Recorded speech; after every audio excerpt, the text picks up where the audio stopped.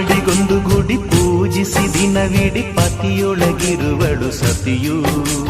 ಸತಿಯು ಅವಳೇ ಮತಿಯು ಅವಳೇ ಬಾಳಿನ ಹಾಡಿಗೆ ಶ್ರುತಿಯು. ಪತಿಯ ಏಳಿಗೆ ಸತಿಯ ಕೈಲಿದೆ. ಪತಿಹಿತವೇ ಸುಖ ಮಾಂಗಲ್ಯವೇ ಮುಖಕ್ಕೆನ್ನುವ ಸತಿಯೇ ಉಸಿರಿರು ತನಕ.